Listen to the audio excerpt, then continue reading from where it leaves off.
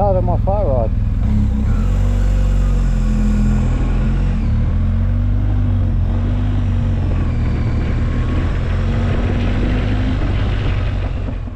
So welcome to what is going to be the Tottenham Far Ride.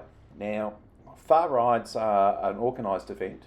There's a group called the Far Riders of Australia. There's a website for that, farriders.com.au. And the concept of it is that you do 1,000 k's within 24 hours, meeting at a specified place at a specified time, and booking in within that specified time. It's typically half an hour. It's typically 11:30 a.m. through to 12 noon, and the idea being it's sort of an opportunity to be a bit social and have a bit of a lunch, catch up with people who have come in from all different directions from the compass to participate in this ride. So my ride today will start in this suburb of Canberra. I've just been to the petrol station to fuel up, and when I do that, I get a docket, just a receipt that proves the time and the place of where I started, so that I present that when I get to the check-in point, which is then validated that I've started within the window. So you can start 24 hours before 11:30 a.m. And finish at the check-in point, or you can start at the check-in point and finish 24 hours after, or anything in between.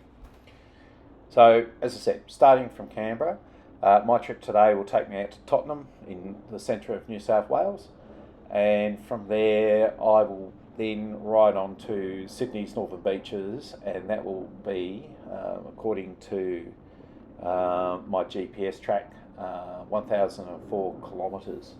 So I go the distance. So, as you can see, very, very foggy in Canberra, and Canberra is a major kangaroo magnet for anyone who's been there or lived there for a period. You can see I'm under the speed limit of 100 k's, and that's because it was pretty thick fog. Something about Canberra and far rides, more often than not, I'm starting in really thick fog. That slows things up, but I have allowed about an hour of fiddle time. This is the Tuggeranong Parkway, so I'm leaving Tuggeranong. I'm heading towards the Lake Burleigh Griffin Basin, where the fog gets particularly thick. And as I said, it seems to be an attribute of starting far rides in Canberra, and I've done a couple, or I've started the second leg in Canberra, having started the day before. So sit back and enjoy my ride out to Tottenham.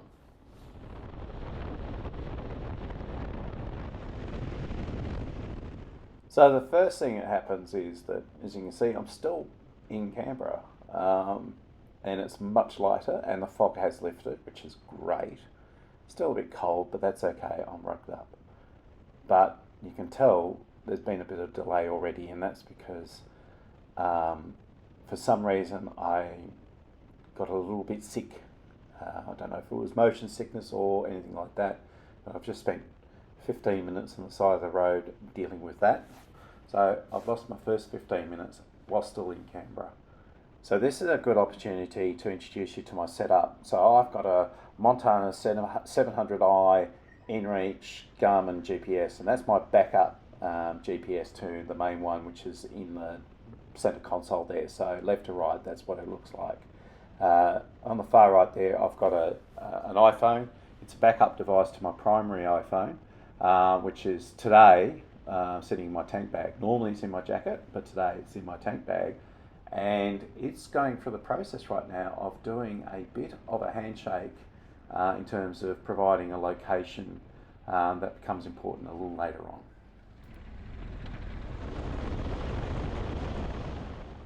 So a little bit further on now, we're now coming across Yass, and from here we join the Hume Freeway and make our way to the turn off towards Harden. I think it's Harden, certainly Boorowa. So from Boorowa I'll make my way across to Forbes, and Forbes up to Tottenham. So it's a little bit of just, simple freeway driving, riding, I should say, and everything's sort of going okay. I'm reasonably warm, reasonably happy, tuning in some favourite tunes with the phone there. You can see as the other function that iPhone, that's backup iPhone performs. It's at this stage a reasonably looking day. There is some, when I was looking at the rain radar earlier, there is some rain further on, but it's very, very light, and it looks like it's just occasional showers. So at this point, happy as.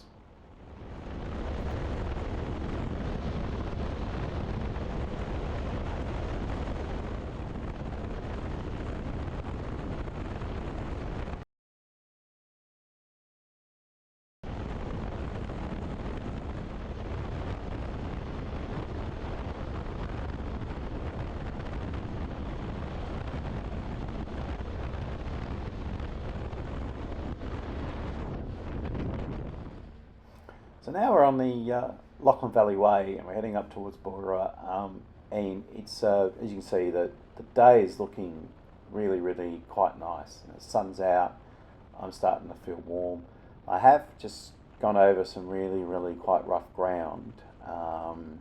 Did get a warning, but I didn't get a warning about the size of the pothole. So I've hit a massive pothole just before this. I didn't have the video on at the time, so just before this spot here, and that's important because a little bit further on, the really worst happens, and yeah, I'll have to perhaps show you the next clip to explain what happens next.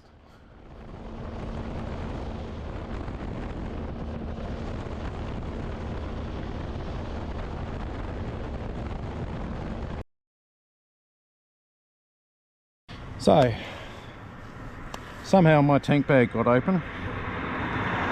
Maybe I left it open. I did go over a big bump. I had to stand up pretty quick, so maybe my body opened up the tank bag, I don't know. I just wanted to record this now so I capture my mood. And my phone slipped out. My very quite expensive iPhone. And despite stopping, I could not find it, and I could not link to it with my watch. So it could not be found. It was not responding. I walked up and down the road where I dropped it, so I stopped immediately. Went looking for it, couldn't find it. I don't like the sound. It starts raining.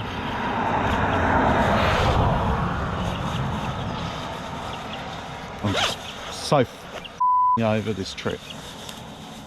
It's like it's deliberately just trying to give me the shits. It's supposed to be a trip of a lifetime, and it's just giving me the shits from to breakfast.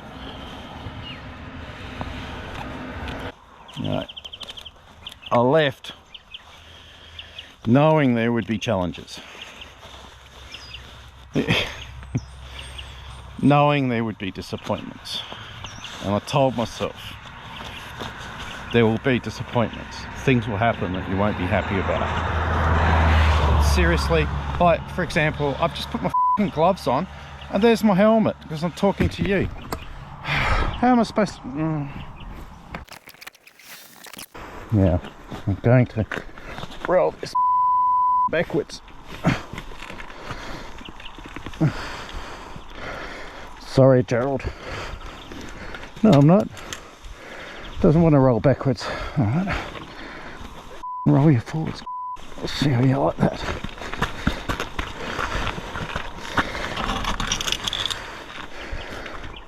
Okay.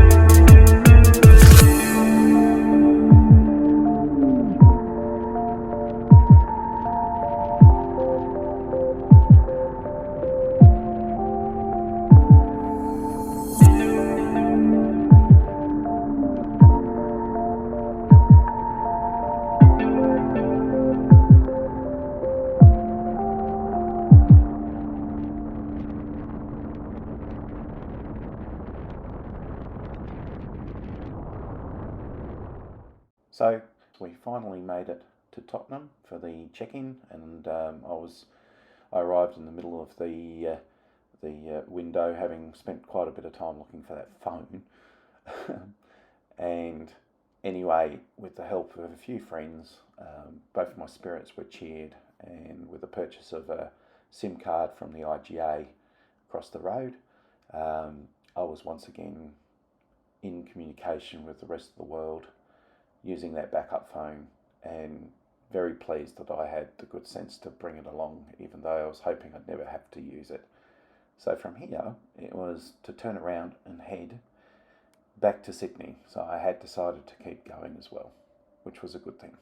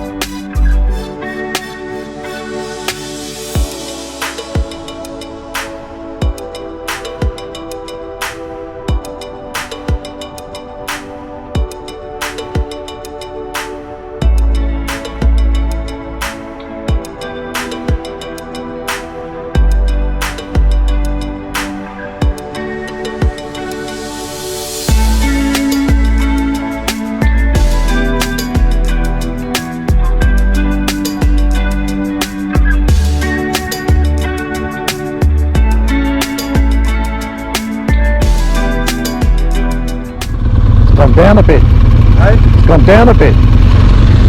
Did you come this way this morning? Hey? Did you come this way? Yeah. Yeah.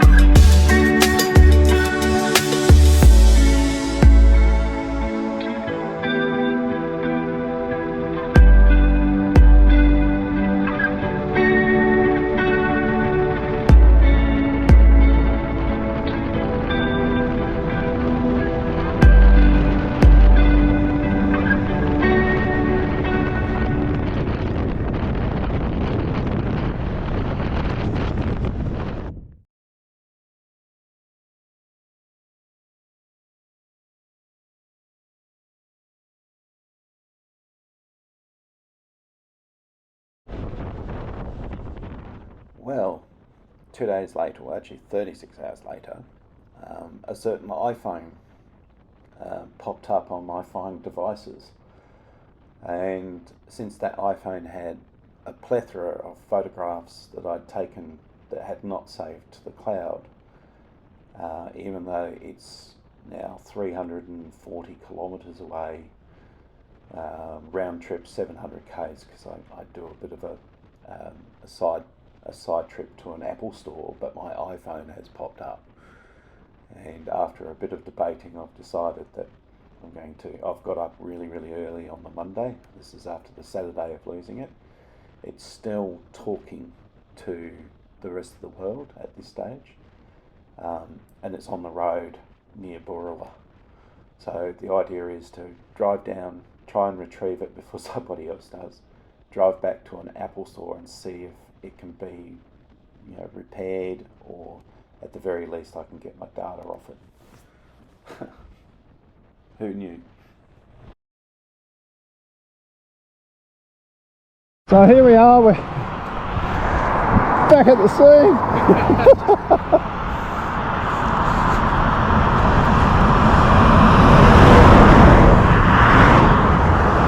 And the sun's a little different, and there it is. Look at that.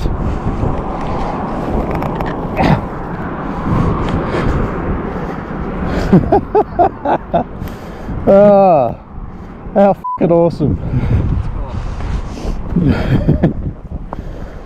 Unbelievable. Still working. Oh, wow. Oh, good grief. Oh, awesome. Awesome. So 4.5 hours later, I've ridden back to Apple Broadway, and they've looked at the phone and pronounced death. However, they did get all my photos off, which I've shown in the previous video. So I'm really, really pleased about that, and they were able to back it up. So whilst it was a dead iPhone, I had to buy another one. I'm really, really pleased I got the data off it that hadn't gone to the cloud, which was just so fortunate.